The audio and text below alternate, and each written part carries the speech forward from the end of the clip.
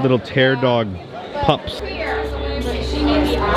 They're pounding it, pounding it. Drink through the nipple? You can drink through the nipple. The zombie head. Okay, so we're currently in Orlando, Florida for Spooky Empire. They have crazy Halloween cosplays, some horror panels, wonderful merch. I don't know what's going on over here. What in the world is happening?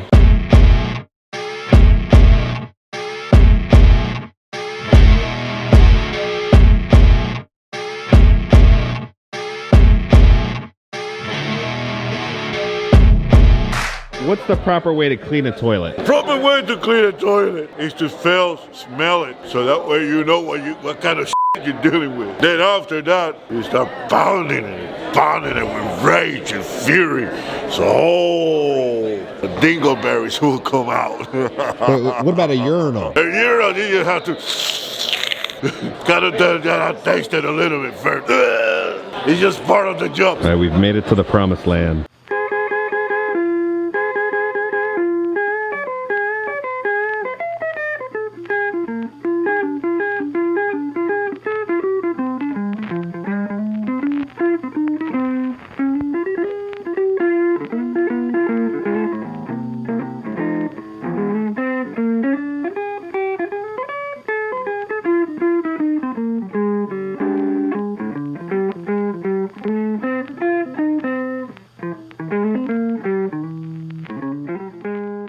All right, sneak peek, what might be coming? It's the pattern of the poster. I really wanted to wear it. You might have some tiki shirts coming soon. I'm just doing tests right now, so eventually this might be a thing.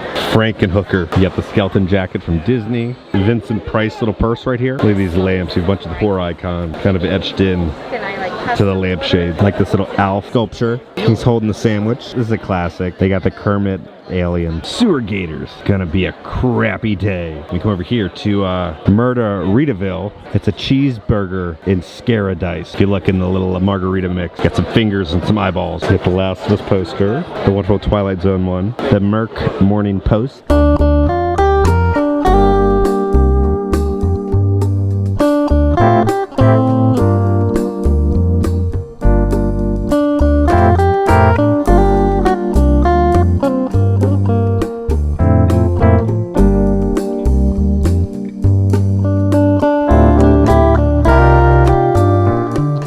These are all like spooky cards. Head over to the netherworld. You'll stay a while. You have the shrunken head from Beetlejuice. This booth always has some great stuff. They got the McNugget buddies, right, when they're in their little Halloween costumes. So you do have Michael right there. Creature about to get some love. We got Michael Myers.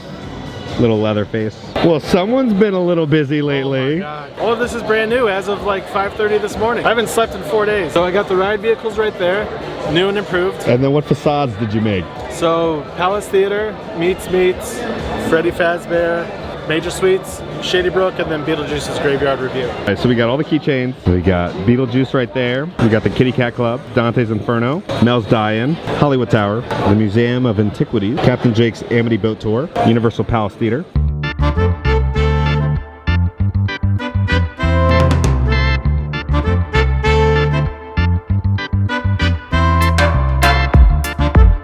I know this company I always love, Image Motor Studios. We got the wonderful sculpted tear dog, but there's new little tear dog pups. These are so good, and their eyes light up. Adopt a tear dog baby from another dimension and into your arms. They got the Jumbo Stay Puft Marshmallow Man. But the best part is they even have the little cars down here and stuff to step on. The Sandworm replica, $5.99. The skeleton from Pirates, you're looking at $800. We got the Graboid on the wall.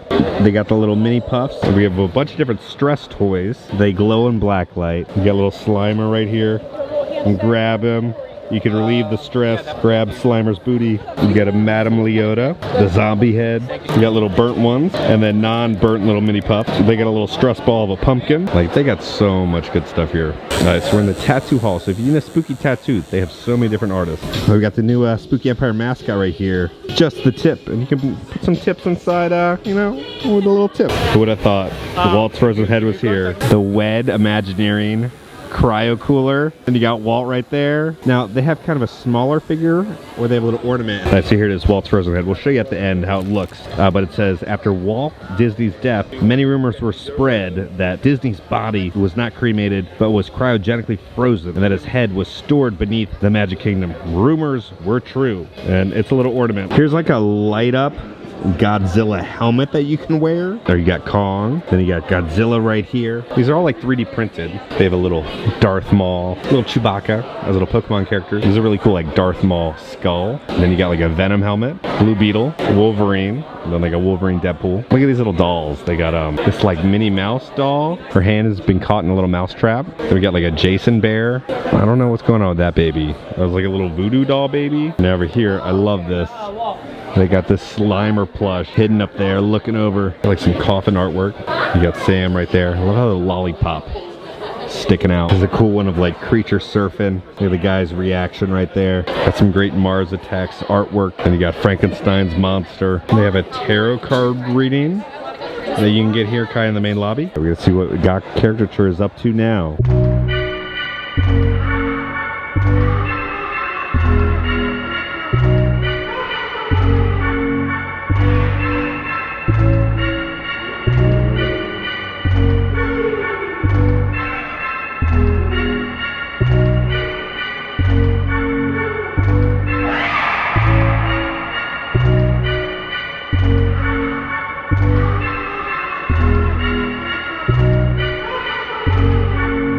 This is so good. And then right down here, we got Freddy, of the one of Ash right there. The Bride and Frankenstein's monster. They have, you know, the mushrooms booth. So if you need that, they got mushrooms for you. And we got Chucky right here. And then also the Crypt Keeper, the new Spooky Empire shirt. Spooky Empire takes Orlando. The castle. Spaceship Earth. Then you got the Orlando Eye. Heroes are universal. Little Spaceship Earth. Little Stranger Things crossover. There's Lisa Frankenstein shirts now. The Return of the Living Dead. One of the best horror movies ever made. The Thing. Highly suggest watching it, but you will have nightmares. Love the green on this for Return of the Living Dead. And then we got Dead Alive. Miniature Stanley. Your big Stanley isn't good enough. You gotta go miniature now. Got a little sip on there.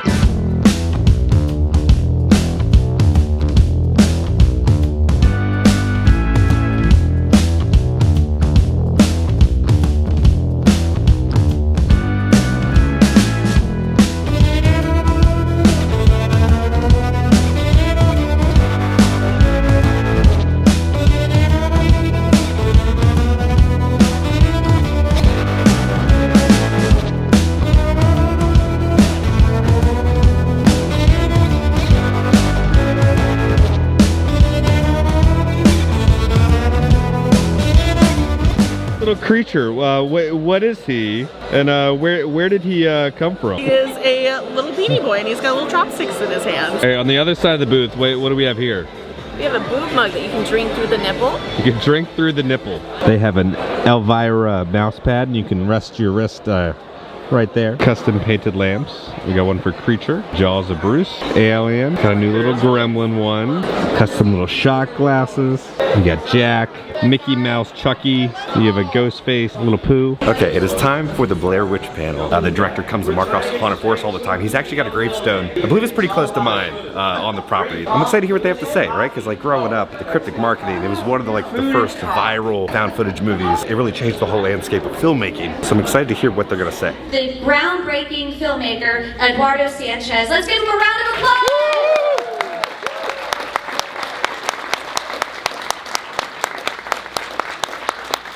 And your first step, Ed, so you can pick your seat.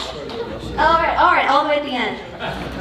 All right, maybe I smell or something. And of course, we have our stars of the Blair Witch Project here with us today. Heather Donahue, Joshua Leonard, and Michael C. Williams. Please come on out. And my first question to you, Ed, is when the seed was planted, when the seed of the idea for the Blair Witch Project was planted, was it you had this story in mind, you had this narrative that you wanted to tell of this lore, of this witch, and you needed a framing device to tell that narrative?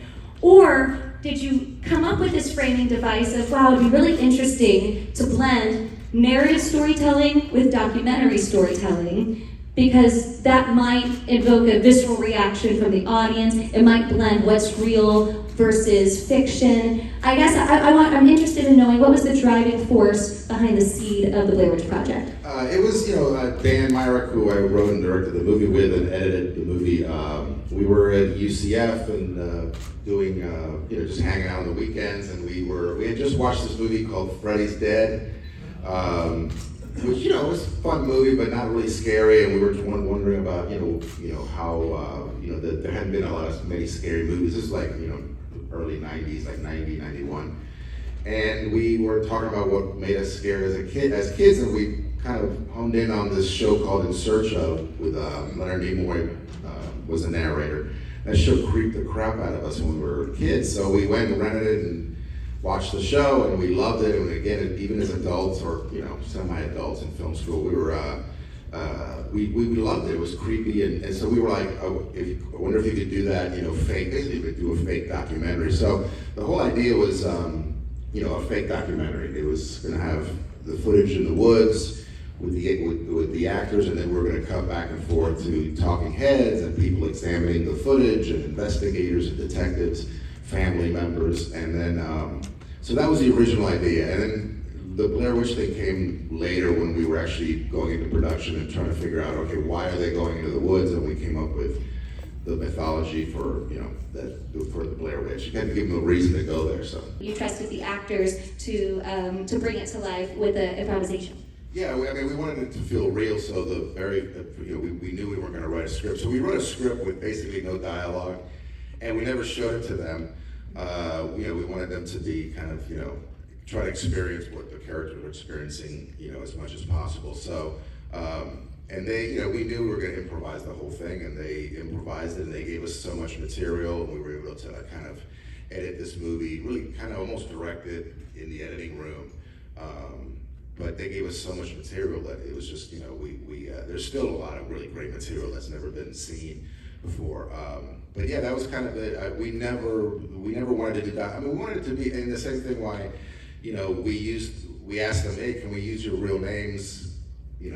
On hindsight, not a great idea, but now, it was just artistic. It was like, we just want you guys not to have to memorize characters, and we don't want to ruin scenes by calling each other by your names, and everybody was cool with it, and that's what we did. But it was just basically just trying to put them in this, in this bubble, and trying to, motivate them to, give us, something that had never been seen before, and they certainly did. This white outfit, like white pantyhose and socks, and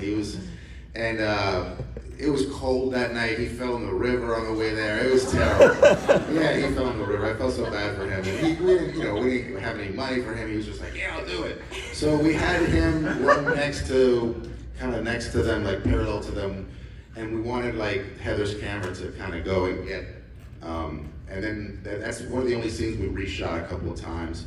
So, because what we wanted to do was when she was like, what the hell is that? She would turn the camera, and for a few frames, we would get like this ghostly, the light, bouncing off the guy, and this weird figure running next to them, just to creep people out. You look more like a mummy, really. Yeah, more like a white mummy, but we wanted it to be, he's running, so we wanted it to be more like a ghostly, weird. Is that a human figure? It could be anything, but it never came out. It never exposed properly. We did like 3 or 4 runs at different, distances to try to get him exposed. And then we went the film back a few weeks later. We're like, dude, man, we didn't get anything. And it was just, honestly, for me, it's like, it's more chilling just to hear their reaction, and her saying, what the is that? And then Josh's reaction and all the way there when they're hiding, there's no baby, like that. That's just, it's freaky, and so I think that not showing it is a good kind of, it was a mistake that, ended up helping the film. Halloween shirt company, they always got great stuff. You got this witch with the moon checking her out. Oh, this is a cool one. It's like space. Got like this pumpkin astronaut. It's a little blaster shooting the skeleton. Then you got Creature as an astronaut. That's great. The Mothman finally getting some love. You got Sasquatch over here, but the little ghosts almost look like little teeth. It will make you howl. The Wolfman Full Moon Express. It's a pretty cool one with a skull. And you come over here, you got like the witch. You got Creature and a little skeleton. Looks like they're all trick-or-treating.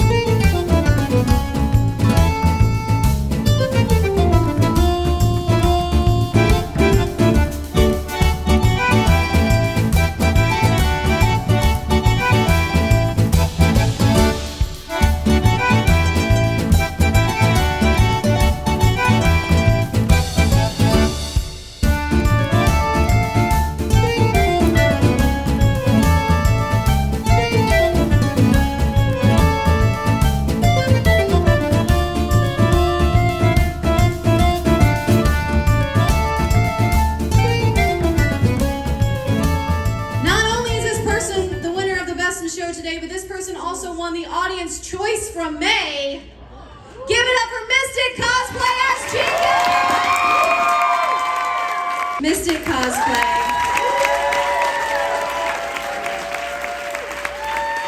We notice all the seam lines on here are put there intentionally. There's so much patterning just to get this shape.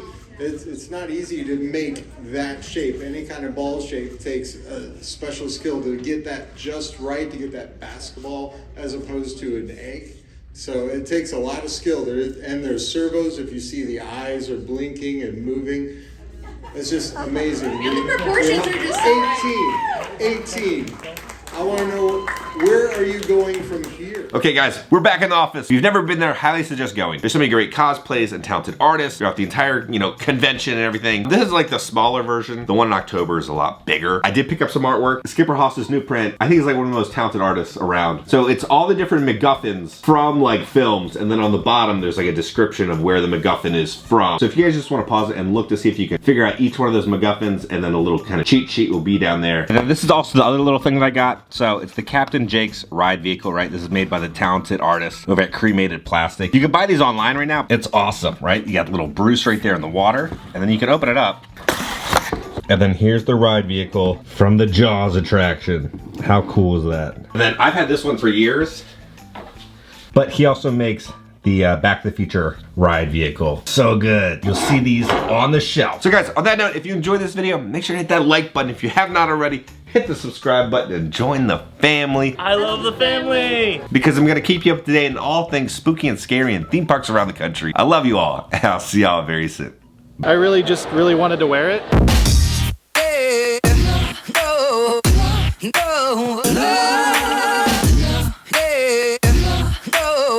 Miniature. A little sip on there.